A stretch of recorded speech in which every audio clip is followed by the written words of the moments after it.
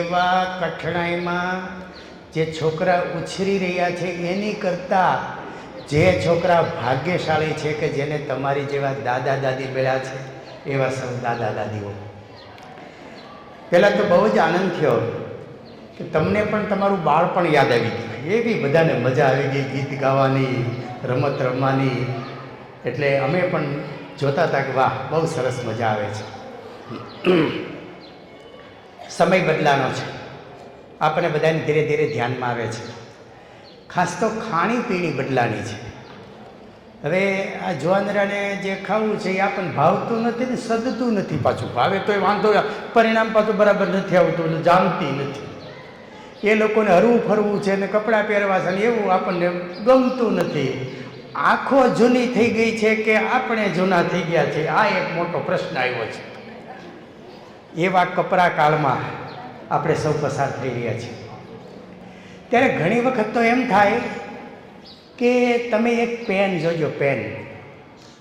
આ પેન બનાવનાર કંપનીનો માલિક માણસ છે, પણ એટલી સરસ કાળજી રાખે છે કે મારા કંપનીની એક પણ પેન રિજેક્ટ થવી ન જોઈએ. એટલી ટનાટન બનાવે, એટલી કાળજી રાખે.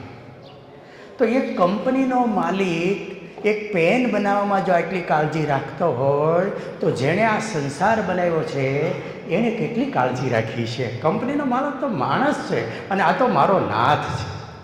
હવે આટલી કાળજી રાખીને જેણે સંસાર બનાવ્યો છે એ સંસારમાં જો વૃદ્ધાશ્રમ ખોલવા પડે કે મા બાપ દુઃખી હોય તો આપણને એક સમસ્યા થાય કે ભગવાને આટલી ખામી કેમ રાખી દીધી. તમે જો હું તમને સમજાવું. આ ખેડૂત હોય ને એને ખબર હોય કેટલાય ખેતી કરી છે. ઊંચો વાત કરો તો વાહ, તો બહુમતી છે. વાહ, ધન્યવાદ.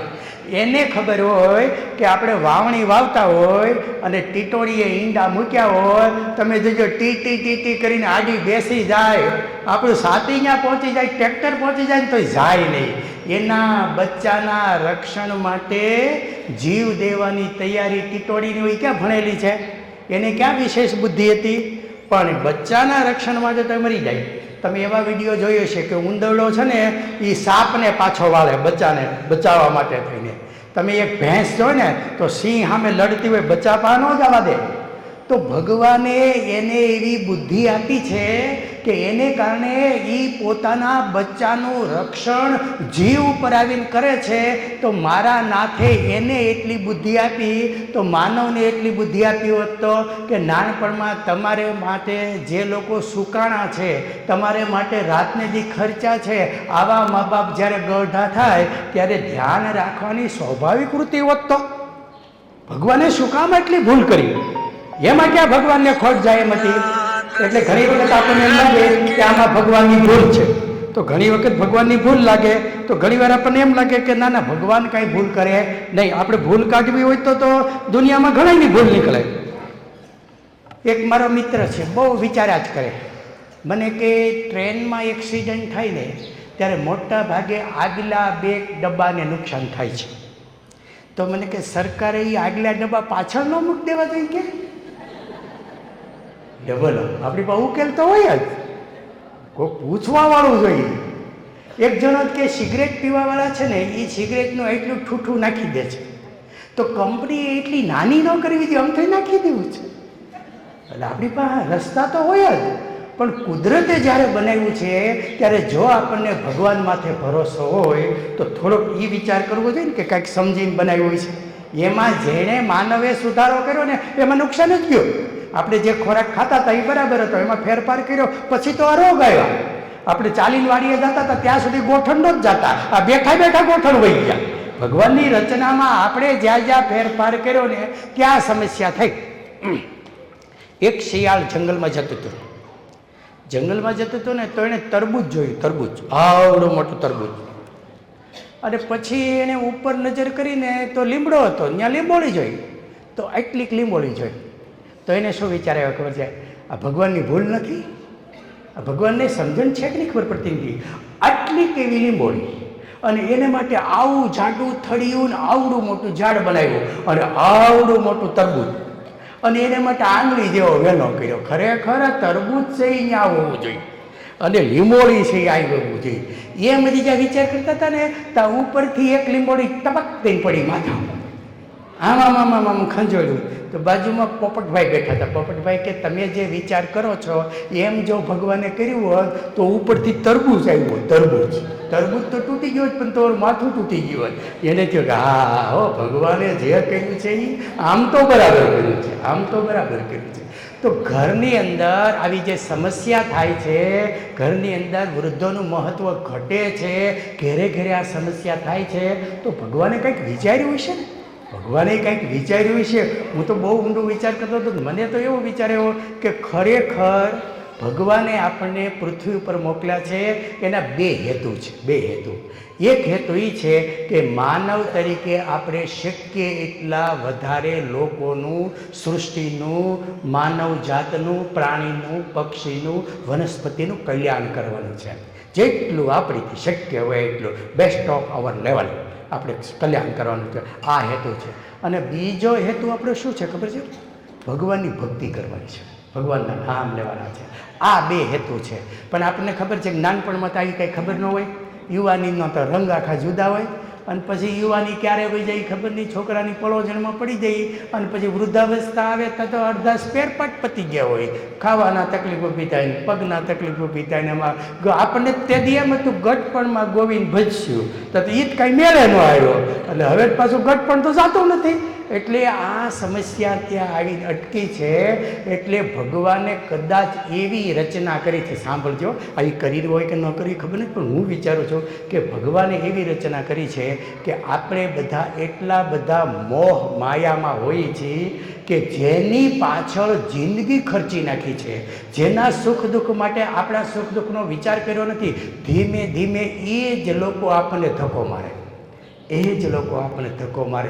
જો હવે સમજણ હોય અને એમાંથી જીવ નીકળે અને એમાંથી જીવ ભગવાનમાં જાય તો એમાંથી ભગવાનમાં જાય તો. એટલે કદાચ ભગવાને આ સંસારની રચના એવી કરી છે કે એ બધા એના કામ ધંધામાં પડી જાય. તમે સલાહ દો તો એમ કે હવે તમારે સલાહની જરૂર નથી, તમે તમારું કરો નહીં, એમ લગભગ ઘરે ઘરમાં આવું બધું થઈ જતું હોય છે. શું કામ? ભગવાન એવું કહેવા માગે છે કે એની જરૂર તમને નથી, તમે ભગવાનમાં જીવ નાખો, ભગવાનમાં જીવ નાખો.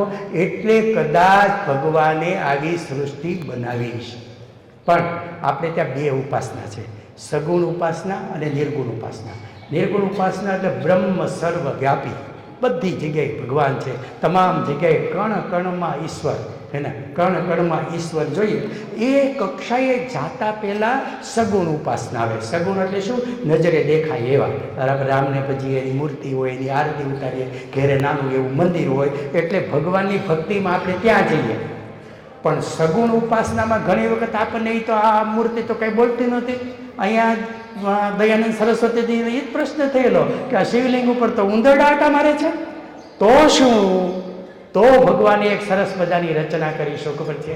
ઘેરે ઘેરે ભગવાનનું એક સ્વરૂપ આપ્યું, અને એ સ્વરૂપ એટલે બાળક. બાળક. અને તમે જુઓ, એટલા માટે આપણા જ્ઞાતાઓએ, આપણા જાણકાર માણસોએ જે ગીત બનાવ્યા, એ કેવા ગીત બનાવ્યા? લાડ લડાવું કાનાને લાડ લડાવું. એ કાનો એટલે કોણ? ઓલો મંદિરમાં છે એ નહીં, ઘોડિયામાં તમે જે આમ દોરી હાંકતા હાંકતા જે ગાઓ છો ને, લાડ લડાવું કાનાને લાડ લડાવું. ઘેરે ઘેરે એક નાના ભગવાનનું સ્વરૂપ કે જે સાવ નિર્દોષ છે, કપટ બિલકુલ નથી, તમારી સામે જોઈને બેઠો છે અને તમારી દરેક વાતનો રિસ્પોન્સ આપવા માટે તૈયાર છે. એવા ઘેરે ઘેરે ભગવાને કાનાઓ આપ્યા છે. અને આ કાનાની ભક્તિ કેમ કરાય, એની સાથે કેમ રહેવાય, એની વાત લઈને વિદ્યાભારતી આવ્યું છે. એની વાત લઈને વિદ્યાભારતી આવ્યું છે. વિદ્યાભારતીએ શું કામ વાલી સંમેલનોની સાથે સાથે દાદા દાદી સંમેલન કર્યા? તો બદલાતી પરિસ્થિતિમાં એવું બન્યું છે કે બાપુજી પાસે ટાઈમ નથી. રાતને દી ધંધામાં માથાકૂટ કરીને ઘેરે આવે, બોલાવાય થાય નહીં, એવા એ થઈ ગયા હોય. મા પાસે તો એની કરતાંય ટાઈમ નથી. બોલો, મા પાસે તો એની કરતાંય ટાઈમ નથી. અહીંયા અમારા સુનિલભાઈ એને બધા એમ કીધું હોય કે ઘેરે જઈને આ વાત કરજો. હવે ઘેરે જઈને વાત શરૂ કરે તો મમ્મી ફોન ઉપર હોય. મમ્મી કે બેસ રે, મને વાત કરી લેવા દે. હવે અહીંથી બહુ એવડો મોટો કાર્યક્રમ આપ્યો ને, છોકરાથી રહેવાય નહીં. 2-4 મિનિટ થઈને પાછા મમ્મી કે મમ્મી અરે તને કીધું નથી મારો ફોન ચાલુ હોય ત્યાં સુધી તારે વાત નહીં કરવાની? એટલે છોકરું બીજા થોડી વાર એમને થઈ જાય. પછી 5-10 મિનિટ પાછું રહેવાય નહીં. આમ મમ્મી કરે ને કાંઈ એકાદી મારી દે. એટલે અહીંના વિદ્યાભારતીના કાર્યક્રમો નિષ્ફળ જાય, અને ઓલી માને ખબર ન પડે 1.5 કલાક થઈ ગઈ છે. આ છોકરું હવે બધું પડતું મૂકી અને બીજા કામે લાગી ગયું છે. એટલે મા બાપ પાસે સમય નથી. સમય નથી એ સૌથી મોટો રોગ છે. અને હું તો ઘણીવાર કહું છું કે આપણે ત્યાં પુષ્કળ એવા નવરા માણસો છે કે જેની પાસે ટાઈમ નથી. સાંભળો ફરીવાર, આપણે ત્યાં પુષ્કળ એવા નવરા માણસો છે કે જેની પાસે ટાઈમ નથી. અને દુનિયામાં સૌથી મોટી સંપત્તિ છે ને એ ટાઈમ છે. હમણાં એક પુસ્તક વાંચતો હતો, પ્રેરણા કરીને પુસ્તક છે, જીતુભાઈ તિરુપતિએ લખેલું પુસ્તક છે. એમાં એને એક અદ્ભુત પ્રસંગ ટાંક્યો છે કે મારો 1 કરોડપતિ મિત્ર, એવડી મોટી સંપત્તિ કે એક દી મને બોલાવ્યો, એકલો રૂમમાં રાખ્યો અને મારી એ વાત શરૂ કરી કે મારા મિત્ર તરીકે જીતુ, તને કહું છું કે ગમે એટલો ખર્ચો થાય, ભલે 10-15 કરોડ ખર્ચ થાય, હું 6 મહિના જીવી જાઉં એવું કરું. એને છેલ્લા સ્ટેજનું કેન્સર હતું કે મારે 6 મહિના જીવવું છે, કારણ કે મારી એક જ દીકરી છે અને એના લગ્ન જોઈને મારે જવું છે. એ કે મને હાથ પકડી અને પોકે પોકે રડે કે જે થાય એ જીતું, મને 6 મહિનાની ઉંમર આવી. તમે વિચાર કરો કે એક બાજુ 6 મહિનાની ઉંમર માટે થઈને કરોડો રૂપિયા ખર્ચવા માટે અને રડતા માણસો છે. આવી સંપત્તિના આ દાદા દાદી પણ ઢગલા છે. દાદા દાદી પણ ઢગલા છે. અને બીજું નવરું કોણ છે ખબર છે? જેમ તમારી પાસે ટાઈમ છે ને, એમ બીજો કોની પાસે ટાઈમ છે ખબર છે? છોકરા પાસે. બાળકો એ નવરા છે. કારણ કે આ હું ઘણીવાર સમજાવું છું કે આપણી જીવનની શરૂઆત થાય ને એ બાળપણથી શરૂઆત થાય, અને આપણું અંત હોય ને એ વૃદ્ધાવસ્થામાં થાય. એ 2 છેડા કહેવાય. એટલે 2 છેડા હું બધે સમજાવું છું કે 2 છેડા દુનિયામાં બધે સરખા હોય. સૂર્ય ઉગે ને ત્યારે લાલ હોય, તમે જોજો, આથમે ત્યારે લાલ હોય. આ 2 છેડા છે. તમે પાણીને ગરમ કરો ને તમે વરાળ નીકળે. તમે ફ્રીજ ખોલજો, બરફમાંથી વરાળ નીકળશે. કારણ કે બે છેડા સરખા હોય. શાકભાજી આપણે સસ્તું લેવું હોય ને તો કાં હરાજીને જાય, કાં દિયાતમાં પછી જાય. તમે જજો, એ સમયે શાકભાજી આપણને સસ્તું મળે. ચીપડું આપણે કાં કોણું ખાઈએ, કાં પાકળ ખાઈએ. એ બે છેડા છે ને, એ બે છેડા છે.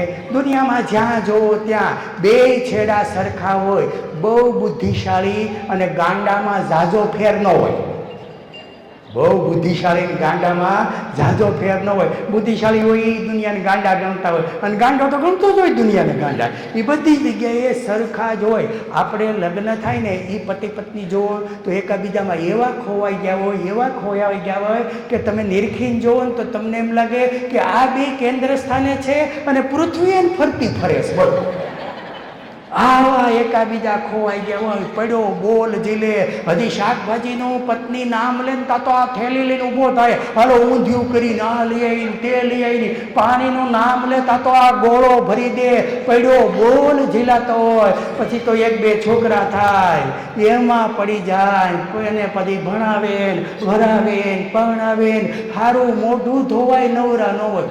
કોઈ દી નિરાતે બેહીને વાતે ન કરે. પછી દીકરાના લગ્ન થઈ જાય અને દીકરો ક્યાંક ધંધે વહી જાય. દીકરી પરણીને પાછી જતી રહે અને આ રૂમમાં પાછો ભાભણ ડોસી બધી. અને પછી ઓલો બીજો છેડો શરૂ થાય. હવે પાછો પડ્યો બોલ જીલાય. તમે જોઈ કાંઈ નવરાજ હોય, સામસામાં બેઠા જ હોય.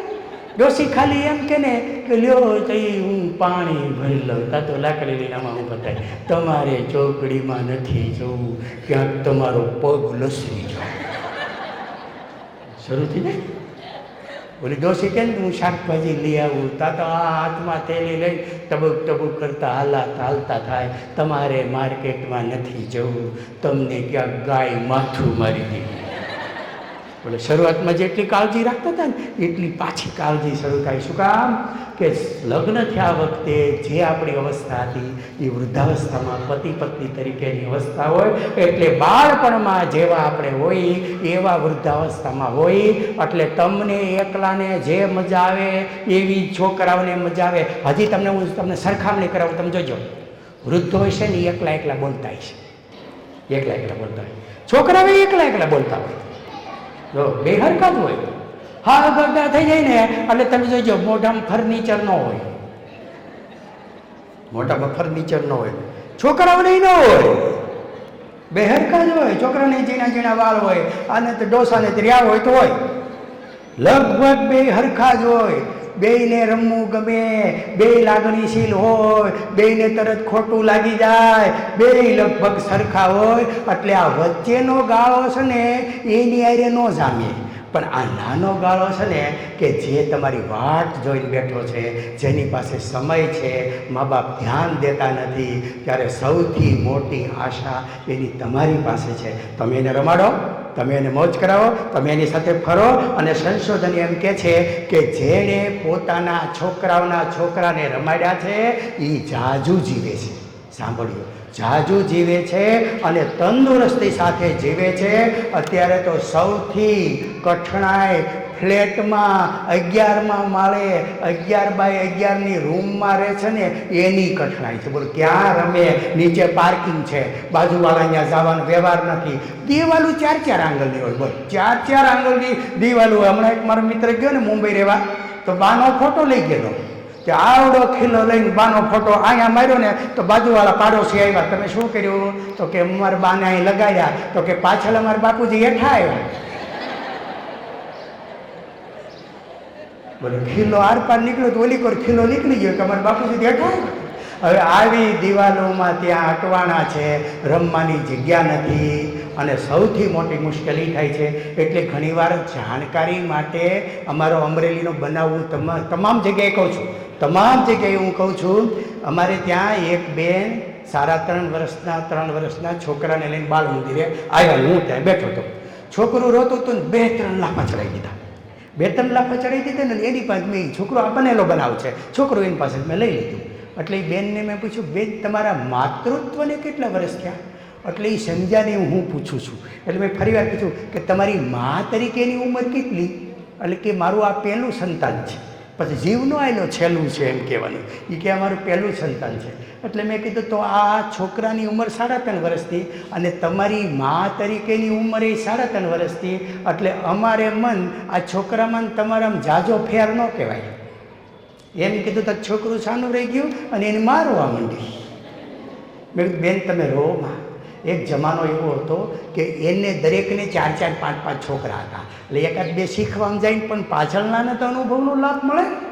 હવે તો એકને એક હોય એટલે તમને તો અનુભવ થતો નથી. એટલે એક મુદ્દો પૂરો થઈ ગયો. અને પહેલાં ઘરમાં એક ડોશીમાં હતા અને આ ડોશીમાએ પોતાના 5 હાથ મોટા કર્યા હતા અને એના માતૃત્વને 45 વર્ષનો અનુભવ હતો. આ ડોશી ઘરમાં બેઠી હતી ને, છોકરું રોવે તો તરત કે આને ઇન્દ્ર જવું પાઈ દો અને હિંગ લગાડી દો. એને બધી ખબર હતી ને દેશી ઓહળિયા રાખતા હતા એટલે છોકરાઓને કોઈ પ્રશ્ન નહોતા. હવે તમને અનુભવ નથી છોકરા મોટા કરવાના અને જેને અનુભવ છે એને ભેગા નથી રાખવા. એને ભેગા નથી રાખવા. એ તો ગામડે બિચારા એકલા છે. એટલે હવે તમારી ત્યાં જે પેઢી જન્મી છે ને એને તમારા ઢીકા ખાવા સિવાયનો કોઈ રસ્તો નથી.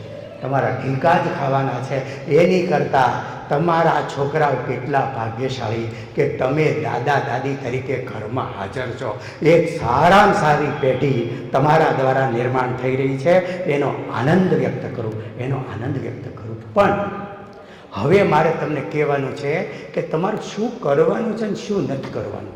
આ બહુ બાબત. અને મારી આ 2 બાબત તમે જો ઘેરે લઈ જાઓ ને તો હું તમને ગેરંટી આપું છું કે ઘરમાં જ સ્વર્ગ ઉતરશે. મારી આ 2 બાબત ઘેરે લઈ ગયા અને તમારા ઘરમાં જ સ્વર્ગ ઉતરશે. તો પહેલી બાબત મારે એ કહેવી છે કે દરેકે છે ને રોજ ઝાડવાનું પિંજરું જોવાનું. ઝાડવું વાવ્યું હોય ને એનું પિંજરું રોજ જોવાનું. તમે જોજો પિંજરું શું કરે. પિંજરું શું કરે તો કે ઝાડું વાવ્યું ને તે પિંજરું એનું આડવું પડે. ગાય માથું મારવા આવે, ભેંસ માથું મારવા આવે, પોતે વળી જાય, ભાંગી જાય, ઝાડવા સુધી પહોંચવા ન દે. જીવથી વાલું એનું ઝાડવું રક્ષણ કરીને ઝાડવું મોટું થઈ જાય. હવે ઝાડવું 10 વર્ષનું થઈ ગયું, આવડું મોટું થળિયું થઈ ગયું, પછી પિંજરું શું કરે? પછી પિંજરું શું કરે ખબર છે? એ ઝાડવાના થળિયાને ઘોકા મારે, એની છાલ ઉખેડી નાખે, એને મોટું ન થવા દે. આને તો કબીરવડ જેવું વિકસવું છે. આ ખસે ત્યારે થાય ને, ત્યારે ભાઈ મારી વાત તમે સમજી ગયા હશો કે ઘરમાં જરૂર હોય, રક્ષણ હોય ત્યાં સુધી તમે જીવ ઉપર આવીને કામ કર્યું. હવે તમારી ગરિમા, તમારું માન સન્માન એમાં છે કે વહેલી તકે ઘરના વ્યવહારમાંથી ખસી જાઓ તો તમારું ઘર વિકસશે અને તમારા ઘરમાં શાંતિ થશે. તમારા ઘરને તમારી સલાહની જરૂર નથી. અને હું બહુ જ ગંભીર સાથે આ વાત તમને કહું છું. હું ગંભીરતા સાથે વાત કરું છું. હજી તમે સમજો. હું તમને એક વાત સમજાવું. મારા બાપુજી છે એ ખેતી કરતા હતા, અભણ હતા. મારા દાદા હતા એ ખેતી કરતા હતા. હજારો વર્ષથી અમારો ખેતીનો વ્યવસાય. તો મારા બાપુજીના દાદા એના વડીલ કહેવાય. શું કામ? કે મારા બાપુજી 25 વર્ષના થયા હોય ને તો એને ખેતીનો અનુભવ કદાચ 15 વર્ષનો હોય, પણ મારા દાદાને 60 વર્ષનો અનુભવ હોય. એટલે અનુભવી માણસ તરીકે એ એના વડીલ કહેવાય. હવે હું MA PhD કરીને ક્લાસ 1 અધિકારી થયો અને આ જિલ્લાની મોટી GPSCની પરીક્ષાઓ આવું હું હેન્ડલ કરતો હો, BEd કોલેજનો પ્રિન્સિપાલ હો અને મારા બાપુજી સાવ અભણ હોય. હવે તમે મને સમજાવો એ કઈ બાબતમાં વળી? હા, વ્યવહારિક બાબતમાં મને સલાહ દઈ શકે. બાકી મને એમ કે A4 આમ ભણાવાય, ચાઇલ્ડ સાયકોલોજી આમ ભણાવાય, શિક્ષણની પદ્ધતિઓ આમ છે ને એ મને કહી શકે. શું કામ? એને એનો અનુભવ જ નથી. હવે આ તો ઠીક, અત્યાર સુધીમાં હાલી આવતી આ જેને કહેવાય વડીલોની પરંપરા કપાણી, પણ હજી એથી ભયંકર વાત તમને કહું. હું આવડો મોટો અધિકારી એટલો ભણેલો છે ને, મારો દીકરો સોફ્ટવેર એન્જિનિયર થયો છે. એને હું કઈ સલાહ દઈ શકું બોલો? એકેય વાતમાં હું એની કરતાં વધારે જાણકાર નથી. મારે એને કહેવું પડે કે આ પેમેન્ટ તું કરી દેની, આ ફોન ગરબડ થઈ ગયો છે કરી દેની, આમાં ભાષા ફેરવી દેની, આ ડાઉનલોડ કરી દેની. મારો છોકરો હજુ 22 વર્ષનો છે તો મારે એને દિવસમાં 10 વાર પૂછવું પડે છે. એને એકેય વાર મને પૂછવું પડતું નથી. એનો અર્થ એમ થયો કે અત્યારે હું મારા છોકરાનો વડીલ નથી. અને તોય હું એને સલાહ દઉં, બેટા તારે આમ કરાય, એટલે નાનો હોય ત્યાં સુધી સાંભળે. પછી 15-17 વર્ષનો થાય ને એટલે એને ખબર પડી જાય કે આ દાદા બોલે છે ખરા પણ એને કંઈ ખબર છે નહીં. એટલે 20-22 વર્ષ સાંભળે, 23 વર્ષે એમ કહી દે ભાઈ હવે તમે બંધ કરો, તમે હવે બંધ કરો, તમારી પાસે મર્યાદિત જાણકારી છે, દુનિયા ક્યાંય પૂગી છે, અને તોય ચાલુ રાખવાનું. એટલે 30-35 વર્ષે આ છોકરાઓ આપણું અપમાન કરતા થાય, અને એ અપમાન કરે, આપણી વહુ આપણું અપમાન કરે તો એ ખોટા નથી, આપણે ખોટા છીએ. આપણે પિંજરા તરીકે હજુ આ થળિયાને વિકસવા દેતા નથી. એટલે મારી તમને સૌને ભલામણ છે કે વહેલી તકે ઘરના વ્યવહારમાંથી નીકળી જવું, અને તમને તમારી વહુ કે દીકરો પૂછે નહીં ને તો એનો અર્થ એવો કરજો કે તમે તમારા સંતાનોને એવા તૈયાર કર્યા છે, તમને તમારી વહુ એવી મળી છે કે હવે એ પુખ્ત થઈ ગયા છે, હવે સમજેલા થઈ ગયા છે, તમારા માર્ગદર્શનની જરૂર નથી. એનો સંતોષ થઈ ગયો, અરે આ તો અમને પૂછતી જ નથી, એટલે ઘરમાં કોઈ દી શાંતિ થાય નહીં. એટલે પહેલી સલાહ મારી આ છે. અને વૃદ્ધ લોકોએ સુખી થવું હોય તો એનો રાજમાર્ગ કયો છે ખબર છે? 3 જ અપનાવવાના. 3 જ. બધું ભૂલાઈ જાય તો આ 3 જ યાદ રાખજો. પહેલો જ છે જાતે કરવું. હા, બધું જાતે કરવું. ભાઈઓને પણ મારે કહેવાનું, દાદાને, કે આપણા કપડાં છબછબાવતા આવડતું હોય કે થઈ શકે એમ હોય તો છબછબાઈ નાખવા, એમાં કંઈ વાંધો નહીં. છોકરું નીકળ્યું ને પાણી ભરી આવે તો બીજું છોકરું નીકળે, ચશ્મા લઈ આવે, વાટ જોઈને બેસી એમ નહીં, ઊભા થઈને લઈ આવીશું તો પગ હાલશે. ખાલી બોલ્યા કરશું ને તો છેલ્લે જીભ વધશે, કારણ કે એ ચાલુ છે ને, એટલે એ ધારદાર રહેશે, પગ વ્યા જશે. એટલે પહેલો જ જાતે કરો. સાંભળો. બીજો જ જોયા કરો. જે ઘરમાં થાય છે ને, ઘરમાં પીઝા બર્ગર ખાતા હોય, એકાદ વખત શાંતિથી ધ્યાન દોર્યું, ન માન્યા તો જોયા કરો. ઘરમાં જે હાલે છે બિનજરૂરી ઇન્ટરફિયર થવામાં તમને એમ થાય બગડતું હોય તોય જોયા કરવું, પણ એમાં તમે થોડુંક શાંતિ રાખો. ટાણું થશે એટલે બધાય સમજી જશે. જે વાયરા નો રે ને એ હાયરા રે, વાયરા નો રે હાયરા રે. તમારીથી અમથાઈ પાછા નહીં વળે, અંતર વધતું થશે, બોલાવા નહીં થાય, અને પછી પાછળ વૃદ્ધાવસ્થામાં ઉભરાય છે, આને કારણે ઉભરાય છે, નથી આ સમજવા તૈયાર કે નથી ઓલા સમજવા તૈયાર, અને એના રસ્તામાં કા ઘરમાંથી એકાદું ઓછું થાય છે અને કા જાય છે વૃદ્ધાશ્રમમાં. એટલે જોયા કરો. અને ત્રીજો જ બહુ અગત્યનો છે, સમજ્યો. પહેલો જ યાદ રહ્યો, શું? જાતે કરો. બીજું જોયા કરો, અને ત્રીજું જતું કરો. જતું કરો. એકાદ વખત કોઈએ ઘરમાં વ્યવસ્થા ન જાળવી, કાંઈ નહીં, જવા દો નહીં. એકાદ વખત તમે કહો એમ બહેનોને ના આપ્યો, કાંઈ નહીં, જવા દો નહીં. જૂનું કશું જ યાદ કર્યા વગર જતું કરો. એટલે જોયા કરો, જાતે કરો અને જતું કરો. આ 3 કરો ને એટલે મારી ગેરંટી છે કે તમારા ઘરમાં સ્વર્ગ ઉતરશે. મારે વૃદ્ધ મા બાપને કહેવું છે કે તમે અને હું બહુ જ અભાવમાં મોટા થયા છીએ. કાંઈ નહોતું, આપણે બાપ દાદા પાસે કાંઈ નહોતું, અને આની પાસે નાખ્યો માર્ગ નથી, જીવવા ગયો નહીં, એની રીતે જીવવા ગયો નહીં. એ સમસ્યાને ત્યારે જ પાછા વળશે. ઘણી વખત એની વાત સાચી હોય, આપણને સમજાતી ન હોય. થોડીક શાંતિ રાખો, થોડુંક સાંભળો ને તો સમજાય. એક જગ્યાએ 2 મિત્રોએ એક્સિડન્ટ કર્યું, બેયના પગ ભાંગી ગયા, બેયને દવાખાને દાખલ કર્યા, ઓપરેશન કરેલું, પાટા બાંધેલા. 5-7 મિત્રો સાથે ભણતા હતા ને એ ખબર કાઢવા ગયા. તો પહેલે ખાટલે ગયા હતા ને, અહીંયા ઓલા 5-7 જણા થયા ને તો આવડો રડવા માંડ્યો.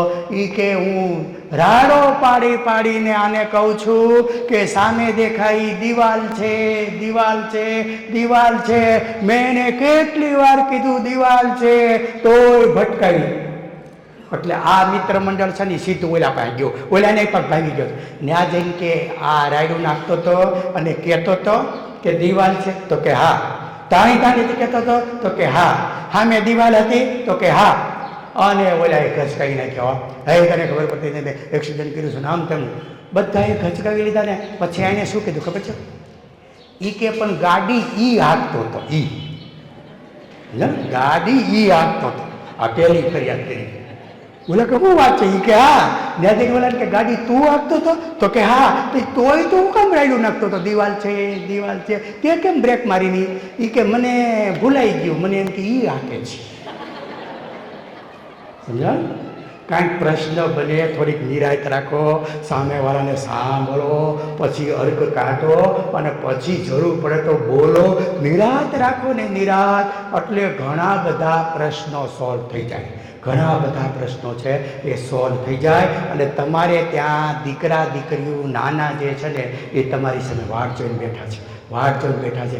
એની અરે રમો, એને રમાડો. અને આજે બહેનોએ કેવા સરસ મજાના ગીત ગાયા, એવા હાલરડા ગાઓ, એવા હાલરડા ગાઓ. અને તમે અખતરો કરજો, નાનું છોકરું હોય ત્યારથી તમે હાલરડા ગાવાનું શરૂ કર્યું, તમે હાલરડાની 2 કડી પૂરી કરો ને તો આ છોકરું હોઈ જાય. તમારી સાથે એનું ટ્યુનિંગ મળી જાય. તમને જો સંગીતમાં રસ હોય એને ખબર હોય, તમે માનો કે તમારી પાસે 2 સરસ મજાના તંબુરા કે તાનપુરો કંઈ છે, એમાં તમે કોઈ એકમાં સા મેળવો, એક્ઝેક્ટ સા મેળવો, પછી બીજા તંબુરામાં તમે સા મેળવો, અને પછી એક તંબુરો સામે રાખો, એક તંબુરો અહીં રાખીને અહીંયા તમે સા વગાડો ને, તો એમાં જે તારમાં સા વગાડતો હોય ને એ તાર એની મેળે હાલે, એની મેળે હાલે. કારણ કે બેની ફ્રીક્વન્સી ફિટ થાય.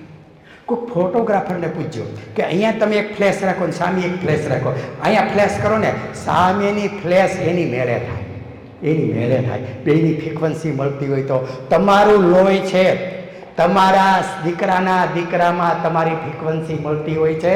તમે સરસ મજાના હાલરડા ગાઓ, એવી શાંતિથી છોકરા ઊંઘ કરશે. અને ઓલા થાક્યા પાક્યા આવ્યા છે, તમારી ભેગા છોકરા શું છે ને તો ઓલા નિરાતે ઊંઘ કરશે અને ઘરમાં સ્વર્ગ ઉતરશે. એ આપણી ભેગા નાખો એના અમારા ફરજ હતી, અમારા મોટા કર્યા ઘણું છે, એવું ન કરાય. આપણીથી થાય એટલું કામ કરો તો 90 વર્ષ પગ હાલે, તો 90 વર્ષ પગારે. મારા બા 90 વર્ષના છે, અત્યારે બધું જ કામ જાતે કરે છે, બધું જ કામ કરે. અને 1 મિનિટ શાંતિ ન રાખે, બ્રેક કરી જાય, ઓલી સફાઈ કરે, ઓલું ગોઠવે, આ સંજ્ઞા આમ કરે, પેલું કરે. એટલે નરવા છે, એટલે 90 વર્ષના છે. અને મેં બાને કીધું છે બા આપણે 100 વર્ષ પૂરા કરવાના છે અને કરશે, તમે જોજો. અને એનું રહસ્ય હોય તો શું? નવરાજ ન બેસે, નવરાજ ન બેસે. અને જે આપણે કહું ઓપરેશન કર્યું ને આમ આંગળી રહી ગઈ હોય ને 3 મહિના પછી સીધી ન થાય, પણ ડૉક્ટર પરાયણે આમ કોઈક બહારનો માણ આવી કસરત કરે ને તો સીધી થાય. જે કામ મૂક્યું એ કામ ગયું, એ કામ ગયું. એટલે પહેલું સુખ તે જાતે નિર્યા, જાતે કામ થાય એટલું કરવું, છોકરાઓનું જાતે જેટલું ધ્યાન દેવાય એટલું દેવું. અને હજી અગત્યની વાત સાંભળો, બાળકો 90% જોઈને શીખે છે. સાંભળજો બરાબર, 90% જોઈને શીખે છે, 10% સાંભળીને શીખે છે. બીજો મુદ્દો સાંભળો, બાળકમાં હજુ તર્ક વિકસેલો હોતો નથી, તર્ક વિકસેલો નથી. એટલે જો તમે ઓલી ઢીંગી પોતે રમાડતા હોય ને પછી એને હિંચકાવે, શું કામ? તો કે થાકી જાય, એને રમાડે. સમજે, ઘોડો લઈને આમાં આંટો મારે ને પછી આમ પાછળ લાકડી લઈને ઘોડો કરે છે, પછી થાકી જાય ને એટલે ઘોડાને આરામ દે, ઘોડાને પાણી દે. એનામાં એવો તર્ક વિકસેલો નથી કે આ ઘોડો નથી, એ તો એને સાચો જ લાગે, એને ઢીંગલી સાચી જ લાગે, એને તર્ક વિકસેલો નથી. તમારા ઘરમાં જે તમે વર્તન કરો છો, તમારા દીકરાઓ જે વર્તન કરે છે એ એના મનમાં બેઠે બેઠું આવી જાય છે, બેઠે બેઠું આવી જાય. એટલે તમારા અનુભવમાં તમે જોજો, જેને પોતાના મા બાપને સાચવા નથી એની એને માથાકૂટ કરી છે, ડખા કર્યા છે ને એના છોકરા એને સાચવતા નથી. તમે જોજો, તમને આવા હજારો દાખલા જોવા મળશે. અને જેને મા બાપને સાચવા છે ને એના છોકરા સાચવે છે. શું કામ? નાનપણમાં એણે જોયો છે. હવે ઘરમાં જો આપણે માથાકૂટ કરતા હોય અને એ છોકરાઓમાં જાય તો એ જ્યારે મોટા થાય ને ત્યારે માથાકૂટ એને વારસામાં આવે છે. અને તમે શાંતિથી રહેતા હોય તો શાંતિ વારસામાં આવે છે. એટલે જ્યારે રજા હોય મંદિરે જાઓ તો લઈ જાઓ, ભગવાનને પગે લાગતા શીખવાડો, કૂતરાને રોટલો નાખતા શીખવાડો. વિદ્યા ભારતી અહીંથી બધું શીખવાડે છોકરાઓને. તમે કરાવો તો થાય ને, તો તમે એને શીખવાડો, એને કેડિયારું પૂરતા શીખવાડો, એને તુલસીને પાણી પાતા શીખવાડો, એને જીવદયા શીખવાડો. હવે એ કીડીને પ્રેમ કરતો હોય છે, ગાયને પ્રેમ કરતો હોય છે, કૂતરાને પ્રેમ કરતો હોય છે, એ તમને નહીં કરે? અમને કરશે જ, પણ પ્રેમ વાવો હતો. તમને ખબર છે, ગીરના જંગલમાં જાઓ, ઊંડો કેડો હોય અને કોઈ માણસ જતો હોય અને સામે સિંહ મળે શું થાય?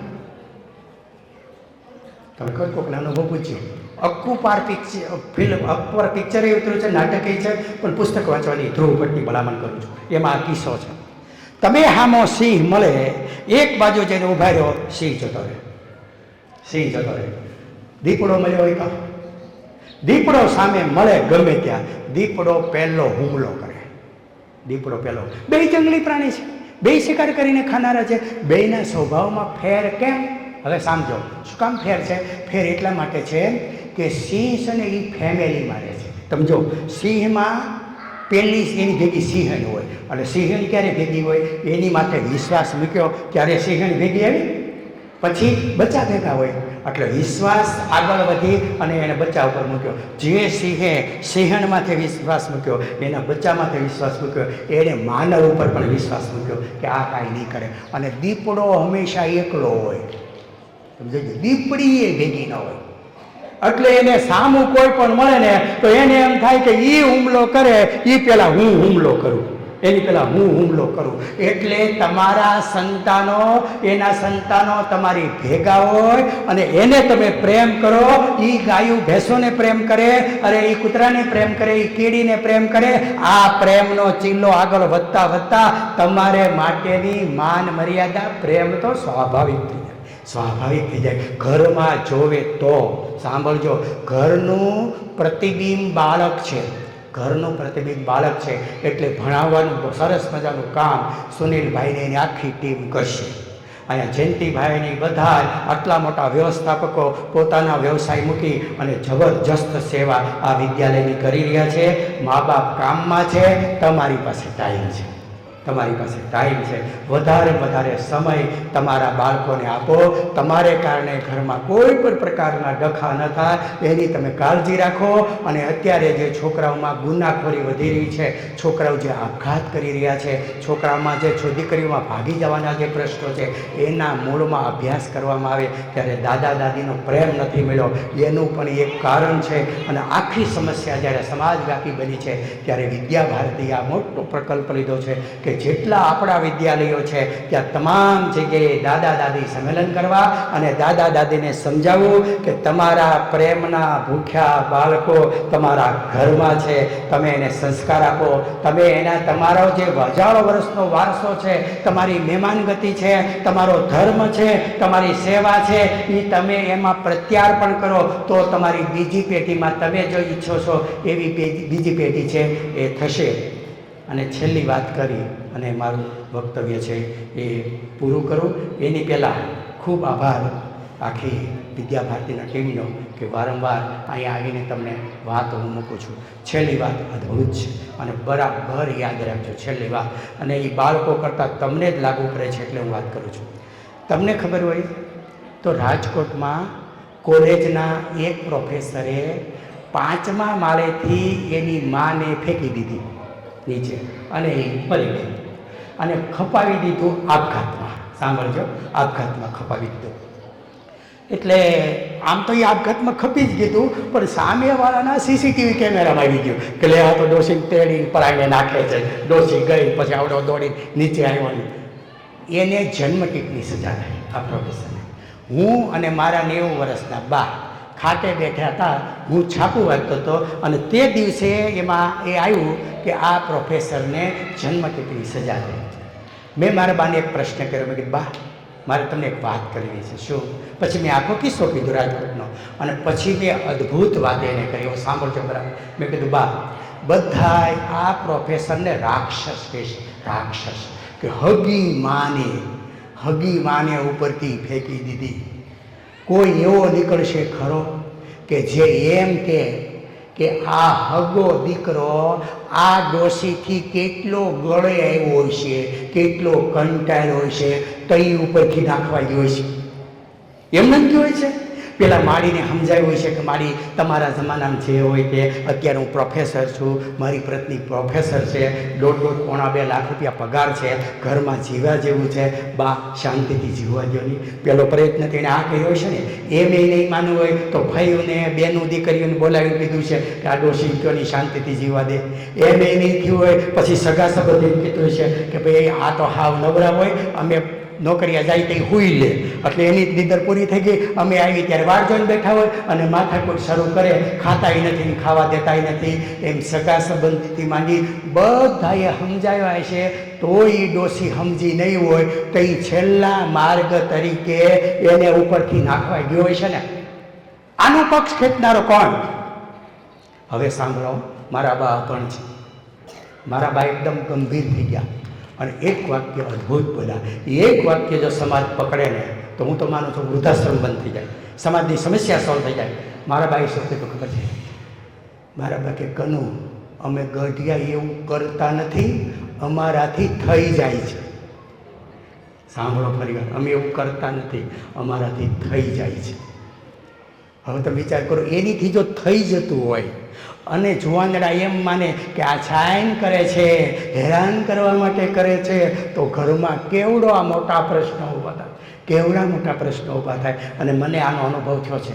મારું એક વ્યાખ્યાન હતું જુનાગઢમાં, એગ્રીકલ્ચર કોલેજના એન્જિનિયરિંગના વિદ્યાર્થી હતા. મેં મા બાપ વિશે વાત કરી. એક છોકરો ઊભો થયો, ઊભો થઈને કેવા શબ્દો બોલ્યા ખબર છે? કે તમારે જ મા બાપની વાતો કરવી છે, જેના ઘરમાં હોય એને ખબર પડે.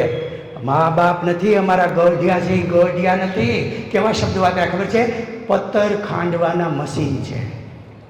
વાટ જોઈને જ બેઠા હોય, જાહીથી માથાકૂટ કર્યા કરે, ટોકા ટોક કર્યા કરે અને કે તમને ખબર નથી, તમારે બધાને વાતો કરવી છે. શ્રવણ એક થયો, બીજો થયો ન થાય, અઘરું છે. આ તો બધી વાતું છે. એટલું બધું નેગેટિવ બોલ્યો, નેગેટિવ. હું મૂંઝાઈ ગયો. અહીંયા જો કોઈ મારી સામે જોઈ રહ્યા કે આ તો નેગેટિવ મેસેજ હશે. પછી બે છોકરાને પૂછ્યું, બધા પંખો ફરે છે, આ કેટલા વર્ષ ચાલે? તો કે 20 વર્ષ ચાલે. પછી શું થાય? એ કે એનું બેરિંગ બોલવા માંડે.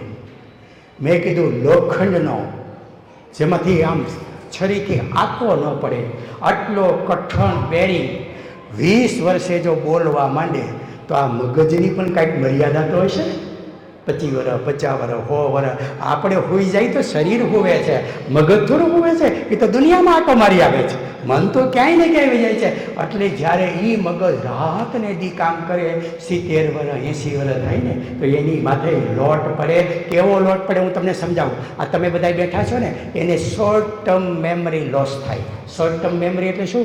ક્યાં ચાવી મૂકી ભૂલાઈ જાય, ક્યાં તપેલી મૂકી ભૂલાઈ જાય, બહાર નીકળો થઈ થાય તાળું માર્યું કે નહીં એ ભૂલાઈ જાય. તમે જો નજીકનું ભૂલાઈ જાય. તમારામાંથી હું યાદ કરવાનું કહું ને, કાલ બપોરે શેનું શાક ખાધું હતું, અડધાને યાદ ન હોય, અડધાને યાદ ન હોય. નજીકની મેમરી જતી રહે. પણ બાળપણના કે યુવાનીના કોઈ પ્રસંગ વૃદ્ધો યાદ કરતા હોય તો તમને લાગે કાલે જ બનાવ બન્યો છે. એટલા સરસ બધાના યાદ કરતા હોય. એટલે હવે મગજમાં નવી મેમરી ન થાય. એટલે પછી મને મારા બાકે ઘરમાં ડખો થાય અમારા બોલવાથી. પછી કે અમે એકલા પડીને ત્યારે અમને પસ્તાવો થાય છે અને અમે રડીએ છીએ પણ ખરા કે અમારીથી આવું ક્યાં થઈ ગયું. એટલે આપણા વૃદ્ધો યુવાનોને હું ખાસ કહું કે આપણા વૃદ્ધો જે આ વર્તન કરે છે એ કરતા નથી, એનીથી થઈ જાય છે. એટલે તમે જે નફરતને પાત્ર વૃદ્ધોને ગણો છો એ નફરતને પાત્ર નથી, એ દયાને પાત્ર છે. એ દયાને પાત્ર છે. બાળકની જેમ વૃદ્ધોને સાચવવા જોઈએ. અને પછી યુવાનોએ સ્વીકાર્યું કે બરાબર છે.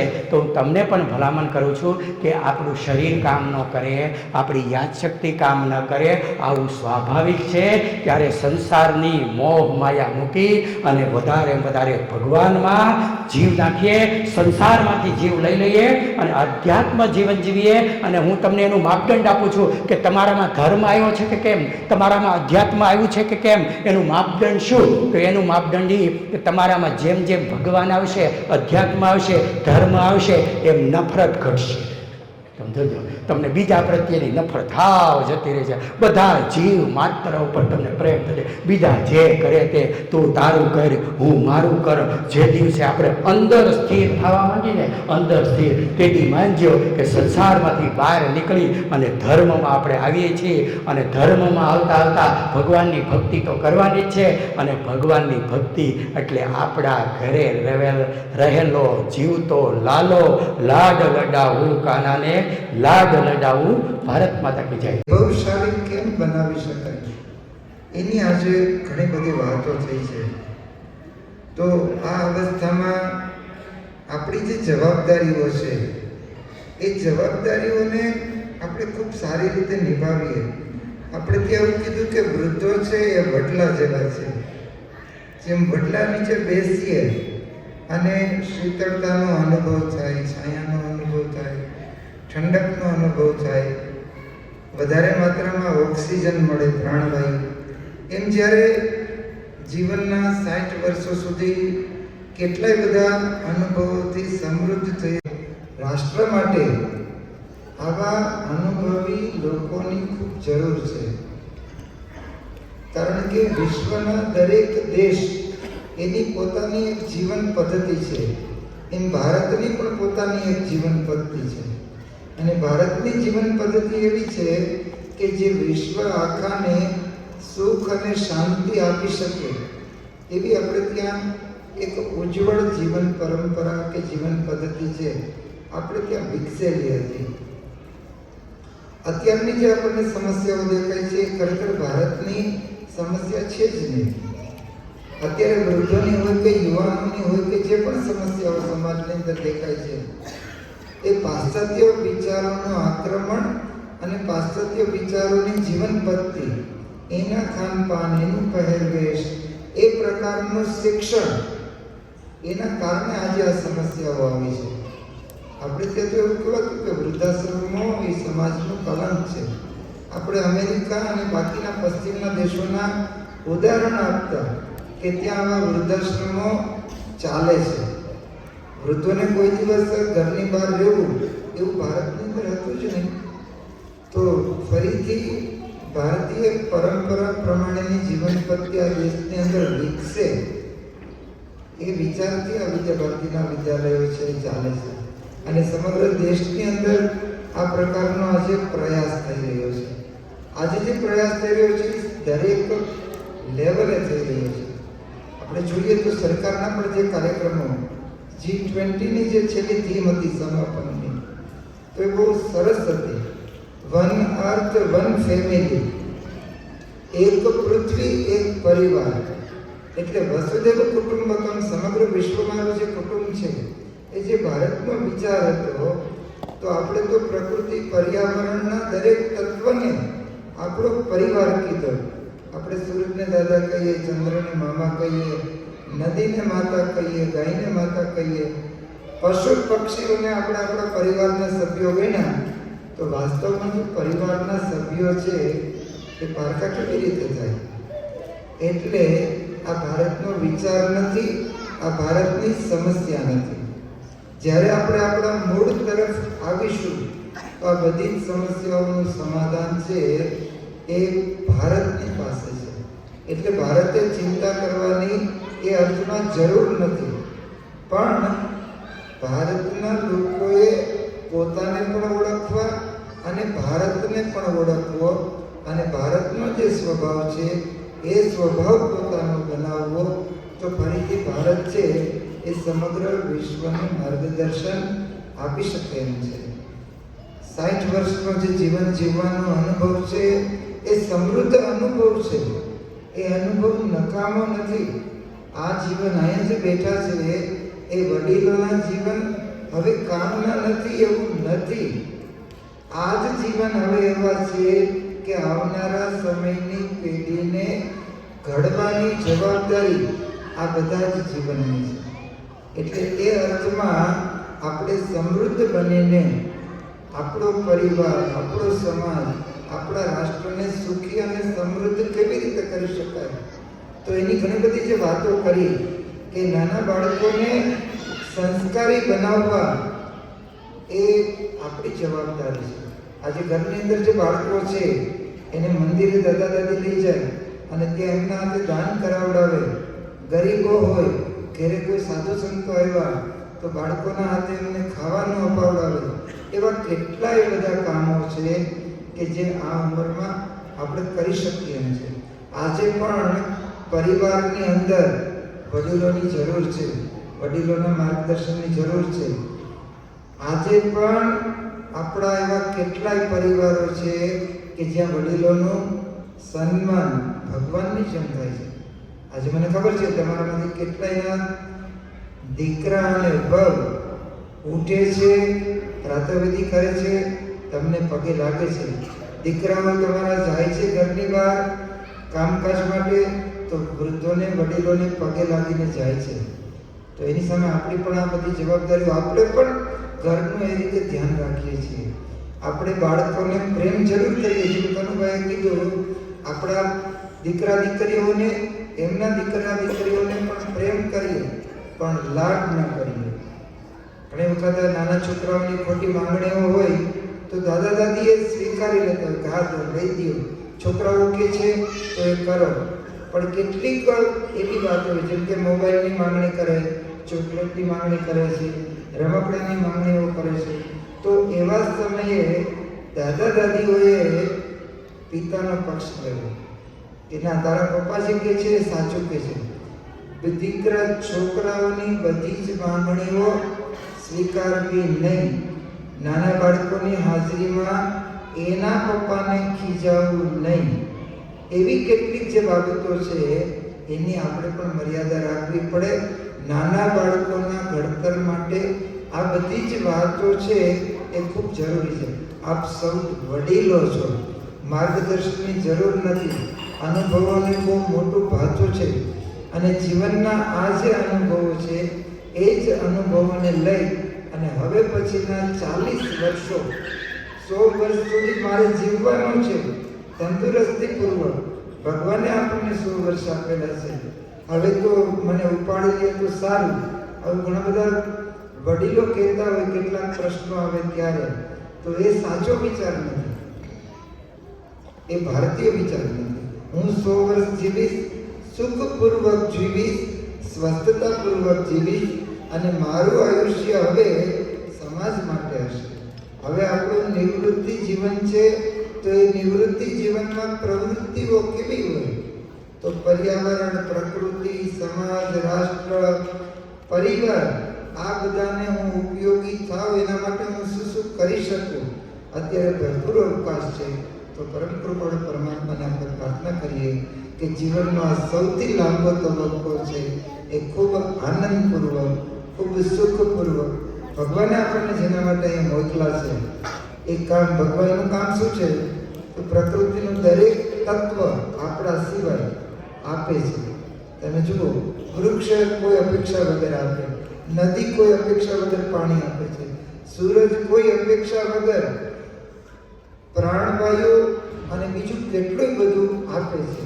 એમ પ્રકૃતિનું દરેક તત્વ છે એ માત્ર ને માત્ર આપે છે. આપણે પણ પ્રકૃતિના તત્વ છીએ. આ યાદ કરવાનો સમય એટલે આ અવસ્થા. 40-60 વર્ષ આપણે બધું આપણા માટે કરી લીધું. હવેનો તબક્કો એવો છે કે ઈશ્વરનો જે સંદેશ, ઈશ્વરે આપણને મનુષ્ય બનાવ્યા છે, તો એ બધાનું રક્ષણ કરવાની જવાબદારી આપી છે. પ્રકૃતિનું રક્ષણ કરવું, સંવર્ધન કરવું, એનામાં વૃદ્ધિ થાય. આના માટે શું કરી શકાય? તો એના માટે 40 વર્ષ આપણને જે ઈશ્વરે આપ્યા છે, અને જ્યારે આપણે આવ્યા હતા ત્યારે નિર્દોષ હતા. આપણે કોઈ પણ પ્રકારનું આપણી અંદર કપટ નહોતું. 60 થી 100 વર્ષ ફરીથી બાળક બનીને, નિષ્કપટી બનીને, પ્રકૃતિની સેવા કરતા કરતા ભગવાન બની જવું, એ સંભાવનાઓ જ્યારે ઈશ્વરે આપણને આપી છે, તો એને સાકાર કરવા માટે આપણે સૌ પ્રયાસ કરીએ. આજનો આ દાદા દાદી સંમેલન એ માત્ર સ્મરણ માટે હતું. તમને સલાહ ના અપાય, તમારી પાસેથી અમારે સલાહ લેવાતું, તો માત્ર આ કનુભાઈએ પણ જે વાતો કરી છે એ વાતો ચર્ચાના સ્વરૂપમાં હતી, સ્મૃતિના સ્વરૂપમાં હતી. આપણે જ્યારે આવી રીતે મળતા હોઈએ ત્યારે એકબીજાનું દાયિત્વ યાદ કરાવતા હોઈએ, અને કોઈક યાદ કરાવે તો યાદ કરાવનારનું પણ પાકું થાય અને સાંભળનારનું પણ પાકું થાય. એટલા માટે પરસ્પર પાકું કરવા માટે આપણે મળ્યા હતા. ભગવાનને પ્રાર્થના કે આપણને એવી સત પ્રેરણા આપે, સદબુદ્ધિ આપે, અને સતત આપણે આવી સત્પ્રવૃત્તિમાં રહેચા પૈચા રહીએ એવી આપણને સૌને ભક્તિ આપે. એવી પ્રાર્થના સાથે આપ સૌ આટલી સારી સંખ્યામાં ઉપસ્થિત રહ્યા, એટલે આપ સૌને હું અભિનંદન આપું છું. આગળની વાત બેન કરશે. કાર્યક્રમ પૂર્ણતા તરફ છે. 1-2 આભાર દર્શન, શાંતિ મંત્ર બોલી, પ્રસાદી લઈ અને પછી આપણે છૂટું પડવાનું છે. બાકીની સૂચનાઓ છે એ દીદી આપે છે. આપ સૌને ફરીથી આવકારતા ખૂબ આનંદ થાય છે. ધન્યવાદ.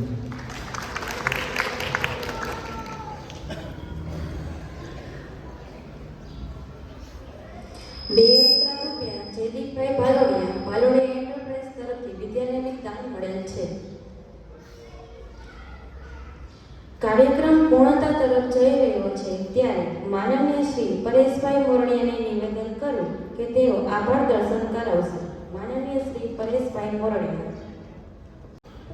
શિશુ મંદિર વિદ્યાલય એક શિક્ષણથી સંસ્કાર તરફ, સંસ્કારથી કુટુંબ, કુટુંબથી રાષ્ટ્ર તરફના જે પ્રયત્ન કરી રહ્યું છે. આજે શિશુ મંદિરની અંદર એક સારું શિક્ષણ સંસ્કારની સાથે મળી રહ્યું છે. તો આવા જે અહીંયા જે વર્ષે સતત ને સતત વાલીઓ જોડાયેલા રહે એટલા માટે જે આવા સંમેલનો થાય છે, એમાંનું આજનું એક સંમેલન એટલે દાદા દાદી સંમેલન, કે એની અંદર અતિશય વ્યસ્ત હોવા છતાં કનુભાઈ કરકરે જે આપણી વચ્ચે ઉપસ્થિત રહી અને આપણને જે માર્ગદર્શન આપ્યું, તો આજે શિશુ મંદિર વિદ્યાલય તરફથી એમનો ખૂબ ખૂબ આભાર માનું છું. લાલજીભાઈ ગોઠીનો પણ ખૂબ ખૂબ આભાર માનું છું. અને સૌથી વધારે આભાર કે જે આજે 1.5-2 કલાક સુધી એક ધારા બેસી ન શકે એવા જેને ફિઝિકલ પ્રોબ્લેમ હોય, શારીરિક પ્રોબ્લેમ હોય, છતાં પણ 1.5 કલાક સુધી જે બેસી અને નિરાંતપૂર્વક સાંભળ્યું એવા દાદા દાદીનો પણ આ તકે ખૂબ ખૂબ આભાર માનું છું. વ્યવસ્થાપકો, ટ્રસ્ટીઓ અને આચાર્યનો આ તકે આભાર માની અને આજનું આગળનું જે છે એ કાર્યક્રમને અનુલક્ષીને બેન કહેશે.